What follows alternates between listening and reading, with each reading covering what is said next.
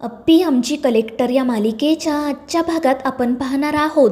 अर्जुन स्वप्नील आणि रुपालीला म्हणत असतो की दादा वहिनी तुम्हाला असं आनंदात बघून मला सुद्धा खूप आनंद झालाय. आणि मग त्यानंतर स्वप्नील कान पकडून अर्जुनची माफी मागतो. तर अर्जुन रडतच त्याला मिठी मारतो. तो स्वप्नीलला सांगतो की दादा प्लीज पुन्हा कधीच माझ्यावर असा नाराज होऊ नको, मला नाही रे सहन होत. आणि त्या दोघांचं ते बोलणं ऐकून घरातील सगळ्यांचेच डोळे नकळतपणे भरून येतात. सुजय आणि मनी मावशी मात्र रागातच हा सगळा प्रकार बघत असतात. त्यानंतर स्वप्नील अर्जुन आणि अपर्णाला म्हणतो की आज तुम्ही दोघांनी माझे डोळे उघडले. खरं तर मी माझ्या विद्यार्थ्यांना जे शिकवलं होतं ते मी स्वतःच विसरून गेलो होतो. आणि मग रुक्मिणी त्या सगळ्यांना सांगते की तुम्ही कायम असेच एकत्र आणि सुखात राहा, दुसरं आम्हाला तरी काय हवं आहे. तर पिहूसुद्धा म्हणते आणि सर आता लवकरात लवकर तो फॉर्म तुम्ही भरा. मात्र त्यावेळी रुपाली विचारते की कशाचा फॉर्म, नेमकं काय झालं आहे माझ्या बाळाला. आणि त्यावर अप्पी म्हणते की काही नाही ताई, बाळाला लस द्यायची आहे ना त्याचसाठीचा फॉर्म. आणि मग ते ऐकून रुपाली शांत होते. तर स्वप्नील तिला सांगतो की आता आपल्या बाळाला कोणीही कुठेही घेऊन जाणार नाही, बाळ कायम तुझ्या जवळच राहणार. आणि ते ऐकून रुपाली खूप खुश होते आणि मग ती बाळाला घेऊन आतमध्ये जाते. त्यानंतर सुजय रागातच त्याच्या खोलीत जातो. पिहूसुद्धा त्याच्या पाठोपाठ जाते. ती सुजयला विचारत असते की काय झाले आता तुला. त्यावर सुजय म्हणतो की दुसरं काय होणार, ते रस्त्यावरचं पोरगं आता कायम याच घरात राहणार, या घराचा वारस होणार. त्यावर पिऊ त्याला समजावते की सुजय या सगळ्याकडे दुर्लक्ष कर. मात्र सुजय तिचा हात पकडत म्हणतो की पिऊ उगस तू मला शिकवायला जाऊ नको, आधीच माझं डोकं फिरलं आहे. तर पिऊ त्याला शांतपणे समजावत म्हणते की आता तू खरंच या सगळ्याकडे लक्ष देऊ नको, तू फक्त तुझ्या कामावर फोकस कर. आणि एकदा का तुझं काम पूर्ण झालं की आपण तिघेजण पुण्याला शिफ्ट होऊ. आणि ते ऐकून सुजयला आश्चर्यच वाटतं.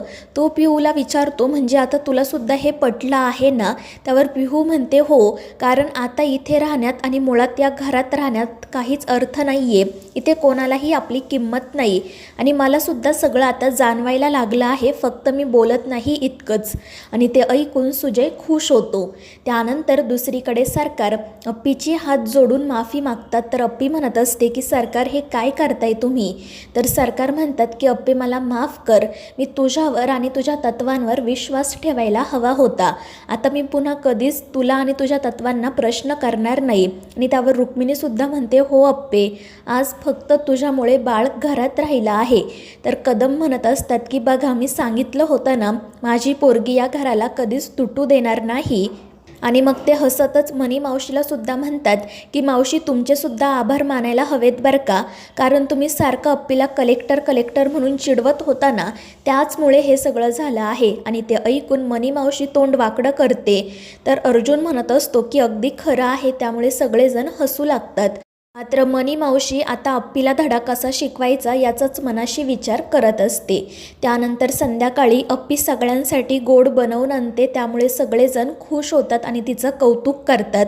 कदम म्हणत असतात की माझी पोर खरंच खूप गुणाची आहे. आणि त्यावेळी अर्जुन म्हणतो की कदम तुम्ही अजिबात चीटिंग करायची नाही, मी तुमचा सन आहे आणि ती तुमची सून. मात्र कदम म्हणतात की अजिबात नाही, अप्पी माझी लेक आहे आणि तू माझा जावई. आणि त्यामुळे अर्जुन म्हणतो की आता तुम्ही पार्टी चेंज करताय बरं का.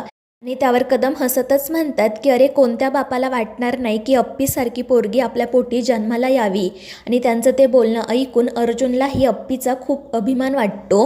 त्यानंतर तो सगळ्यांना सांगतो की अजून एक आनंदाची बातमी आहे, उद्यापासून अप्पी पुन्हा नोकरीवर जाणार आहे. आणि ते ऐकून सगळेजण खुश होतात, पण मनी मावशी आणि सुजय घाबरलेले असतात. त्यानंतर मनी मावशी रुक्मिणीला विचारते की उद्यापासून ही अप्पीसुद्धा कामावर जाणार, मग घरातली कामं कोण करणार. ही पिऊसुद्धा कामावर जाणार, अप्पीसुद्धा जाणार. आणि ती रुपाली तर काय बाळालाच घेऊन बसलेली असते.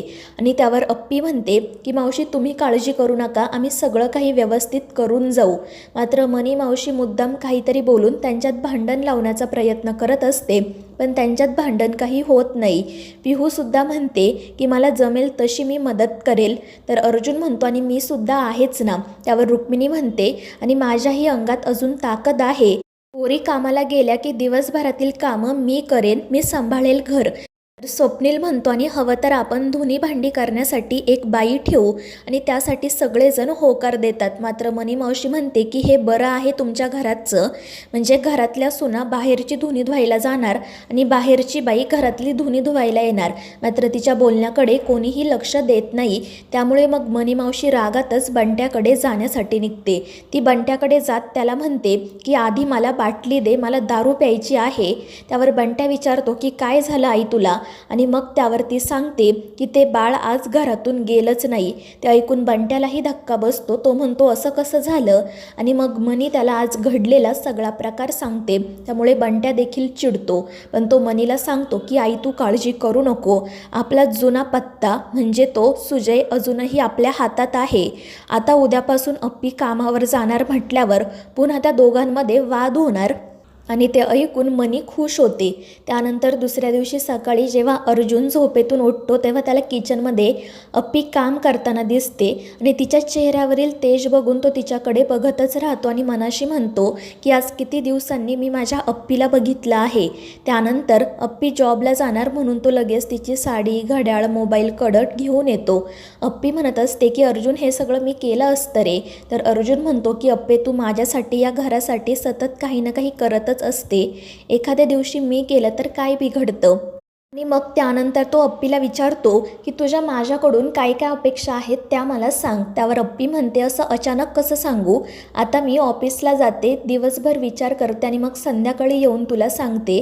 त्यावर अर्जुन म्हणतो ठीक आहे, पण आता मग तू मला विचार की माझ्या काय अपेक्षा आहेत. त्यावर अप्पी हसतच विचारते बरं सांग तुझ्या माझ्याकडून काय अपेक्षा आहेत ते.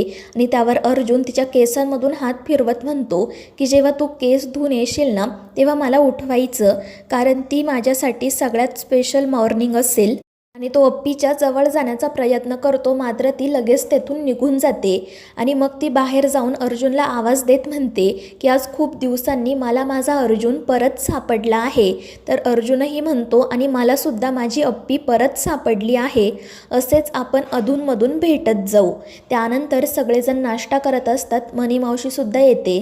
ती रागातच अप्पीला विचारते की माझा नाश्ता कुठे आहे. त्यावर अप्पी म्हणते समोर आहे, तुम्हाला दिसत नाही का. त्यावर मनी मावशी म्हणते मग तुला हातात द्यायला काय होतो.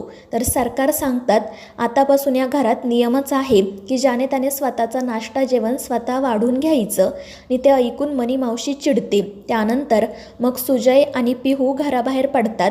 अप्पी रुक्मिणी आणि स्वप्नीलला सांगते की तुम्ही बाळाची व्यवस्थित काळजी घ्या आणि तो फॉर्मसुद्धा सबमिट करा. त्यावर स्वप्नील म्हणतो हो, पण हे रुपालीला कसं सांगावं ना तेच कळत नाही. पण अर्जुन त्याला समजावतो की दादा तुलाच वहिनीला हे सगळं समजावून सांगावं लागणार आहे. तर मनी मध्येच म्हणते की मी सांगू का तिला, पण ते सगळेजण सोबतच नाही असं म्हणतात. त्यामुळे मनी गप्प बसते. तर दुसरीकडे सुजय संकल्पला विचारत असतो की तुला कोणता प्लॉट हवा आहे ते सांग, म्हणजे मला तसं काम सुरू करायला. तर संकल्प म्हणत असतो की ते प्लॉटचं ठीक आहे रे, पण मला असं वाटतं तुझं आत्तापर्यंत काम सुरू व्हायला हवं होतं. त्यावर सुजय म्हणतो की हो, पण त्यासाठी आधी व्यवस्थित प्लॅन नको का. त्यावर संकल्प म्हणतो की ते प्लॅन वगैरे होत राहतील, पण मला असं वाटतं की तू लवकरात लवकर काम सुरू करावं, एखादी पूजा घालावी, इथे पाटी लावावी, म्हणजे लोकांना कळेल आपण पुन्हा काम सुरू केलं आहे आणि मग लोक प्लॉट घ्यायला सुद्धा येतील. आणि मग तो सुजयला सांगतो की तू उद्याच इथे पूजा ठेव, एकदा का काम सुरू झालं की ती अप्पी काहीच करणार नाही. ज्या लोकांनी प्लॉट विकत घेतले आहेत ते सुद्धा तुझ्याच बाजूने उभे राहतील. आणि सुजयला सुद्धा हे पटतं. तो लगेच पूजेची तयारी करतो. मात्र दुसरीकडे संकल्प त्याच्या एका माणसाला कॉल करून सांगतो की मी तुला जी फाईल पाठवली आहे ती आजच्या आज कलेक्टर मॅडमच्या टेबलवर जायला हवी. तर मित्रांनो, या मालिकेच्या पुढील भागांच्या अपडेट्ससाठी आपल्या चॅनेलला सबस्क्राईब करा.